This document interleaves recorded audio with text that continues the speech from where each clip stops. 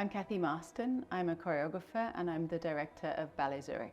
When I was at the upper school, which was in the 90s, there were two choreographic teachers, Norman Morris and David Drew.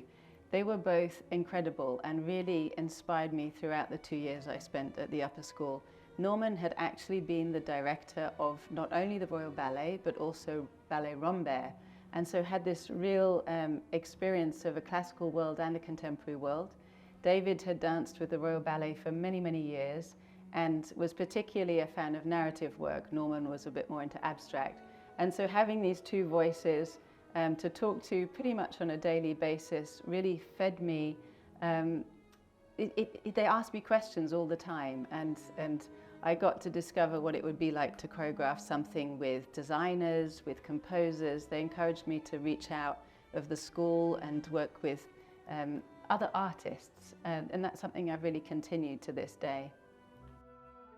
After many years of not wanting to be put in a box of she does this or she does that, I came to realize about myself that I just love telling stories, and not always, but mostly my ballets are based on a narrative of some description. Sometimes it's really explicit and sometimes it's more under the surface.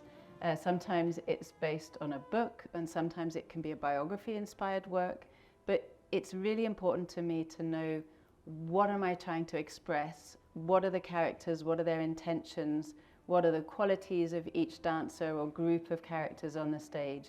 So when I come into the rehearsal studio, I've usually done a lot of research. I have a plan of the piece, of the structure, of the way we're going to tell the story. I've usually got the score more or less completed and the design, but I have a list of words. I don't have any movement. I have a list of words that are distillations of the research that I've done, and then I work very collaboratively with the dancers so that each character or group of characters has a vocabulary, kind of alphabet if you like, that's very specific to them. And that movement vocabulary comes from these lists of words. It's a process that is quite unique, I think. Many choreographers have their different triggers for movement. What does it come from, or provocations that help them find specific moves. But my way comes from words, and in a way circles back to words in the story.